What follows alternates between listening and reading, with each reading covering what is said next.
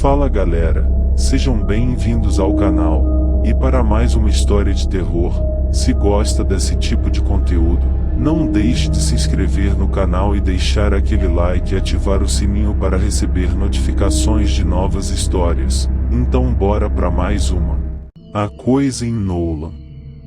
Ao sul de onde a estrada entre Louisville e Hard, no estado de Missouri, atravessa o braço leste do riacho May, há uma casa abandonada. Ninguém vive lá desde o verão de 1879 e ela vai desmoronando rapidamente.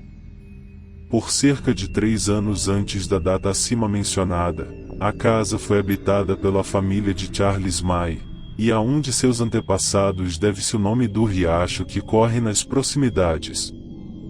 A família do Sr. May consistia em uma esposa, um filho adulto e 2 garotas. O nome do filho era John, e os nomes das filhas são desconhecidos ao autor destes apontamentos. John May, dono de um temperamento taciturno e ranzinza, embora não fosse levado rapidamente a explosões de ira, tinha uma extraordinária propensão a guardar, implacavelmente, um rancor taciturno. Seu pai era bem diferente. De temperamento alegre e jovial, era dado a explosões passageiras, como uma chama repentina que acende um fiapo de palha, e, num átimo, não existe mais. Ele não nutria ressentimentos, e passada a raiva, era rápido em estabelecer uma reconciliação. Chalés tinha um irmão que morava nas proximidades e era diferente dele em tudo. Era corrente na vizinhança o comentário malicioso de que John havia herdado o temperamento do tio. Certa feita, houve um mal-entendido entre pai e filho. Palavras duras se seguiram e o pai socou o filho no rosto. Silenciosamente, John limpou o sangue que o murro extraíra e, fixando os olhos no já arrependido agressor, disse friamente: "Você vai morrer por causa disto." 2 irmãos, chamados Jackson, que se aproximavam dos contendores naquele instante, ouviram estas palavras. Mas, vendo-os envolvidos em uma briga, se retiraram, aparentemente sem serem observados. Posteriormente, Charles May relatou o infeliz acontecimento à esposa e explicou que havia se desculpado com o filho pelo golpe impensado, mas em vão. O jovem não apenas rejeitou suas ofertas reconciliatórias, como se recusou a retratar-se de sua terrível ameaça. No entanto, não houve uma ruptura explícita nas relações entre pai e filho. John continuou morando com a família e as coisas continuaram quase como antes. Numa ensolarada manhã de domingo de junho de 1879, cerca de 2 semanas depois do incidente, o pai de May saiu de casa logo após o desjejum, levando consigo uma pá. Disse que iria cavar numa certa nascente situada num bosque, a cerca de 1 quilômetro de distância, para que o gado pudesse beber dela. John permaneceu em casa por algumas horas, ocupado em barbear-se, escrever cartas e ler um jornal. Agia como sempre, embora parecesse um tanto mais carrancudo e mal-humorado que de costume. Às 2 horas, John saiu de casa. Às 5, voltou. Por alguma razão sem qualquer ligação com interesse em seus movimentos, e da qual não me recordo, e a sua mãe e irmãs perceberam a hora de sua partida e a de seu retorno, e isto ficou consignado na sessão de seu julgamento por crime de homicídio.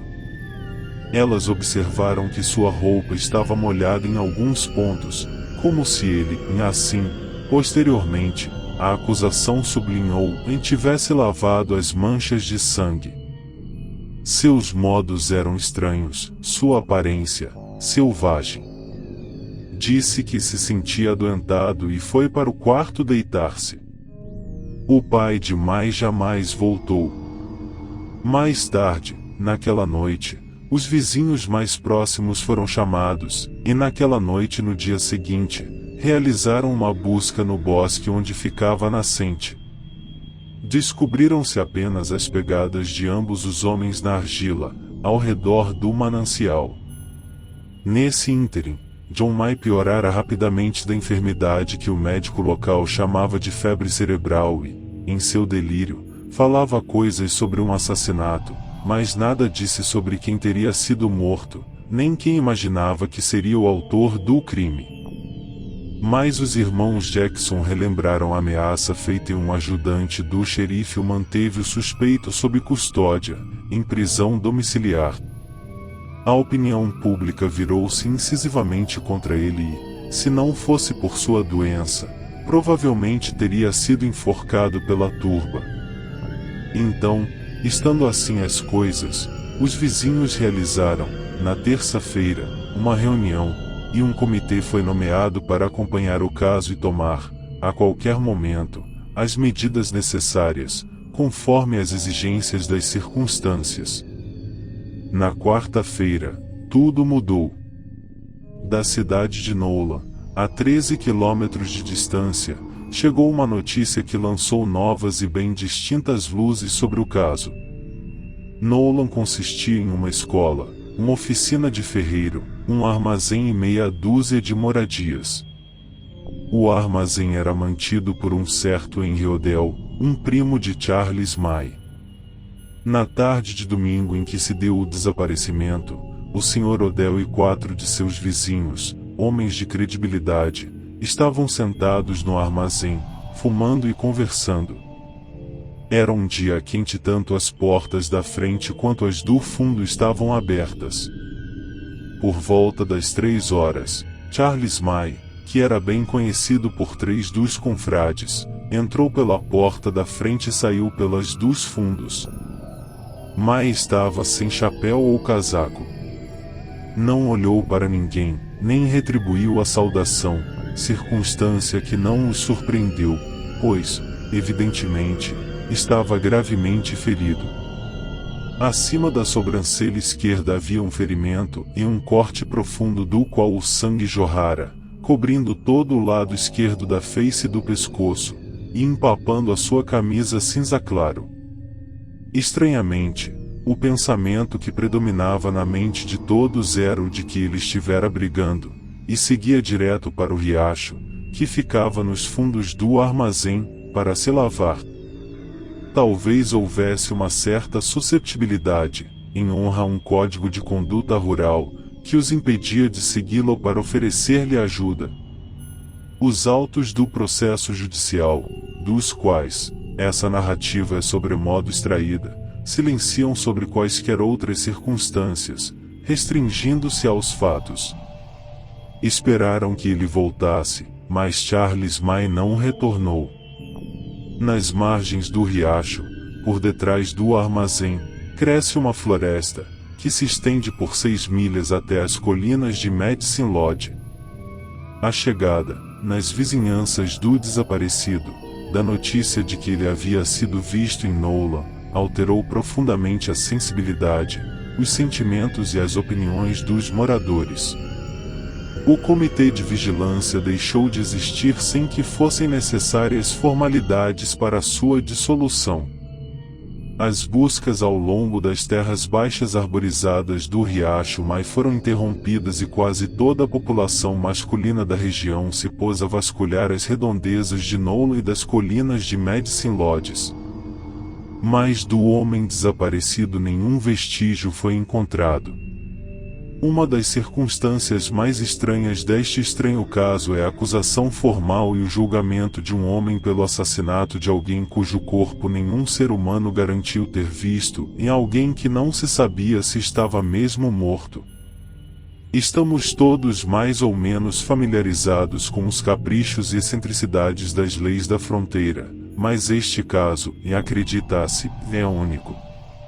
De toda forma, registra-se no processo que, ao se recuperar de sua enfermidade, John May foi indiciado pelo assassinato de seu pai desaparecido. Tudo indica que o Conselho de Defesa não fez objeções, e o mérito do caso foi julgado. A acusação foi indolente e superficial.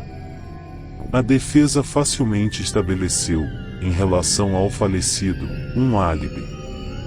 Se, no momento em que John May matou, se é que matou, Charles May, este estava a quilômetros de distância de onde John May deveria estar, resulta evidente que o falecido só pode ter morrido pelas mãos de outra pessoa. John May foi absolvido, deixou imediatamente a região, e nunca mais se ouviu falar dele. Pouco depois, sua mãe e irmãs se mudaram para Saint-Louis. Como a fazenda passou às mãos de um homem que é proprietário do terreno contíguo, e tem moradia própria, a casa de May está desocupada desde então, e tem a sombria reputação de ser mal assombrada. Um dia depois da partida da família May, alguns meninos, brincando na floresta ao longo do riacho May, encontraram, escondida sob um tufo de folhas mortas, mas parcialmente desenterrada pelos porcos, e uma pá, quase nova e ainda brilhante, salvo por uma mancha em uma borda, que estava enferrujada e manchada de sangue. A ferramenta exibia as iniciais CM gravadas no cabo. Essa descoberta renovou, em certo grau, a excitação pública de alguns meses atrás.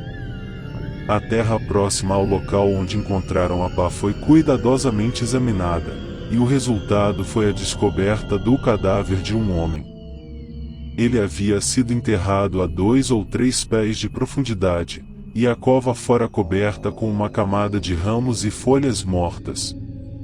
O cadáver não apresentava decomposição avançada, fato atribuído a alguma propriedade conservatória dos minerais existentes no solo.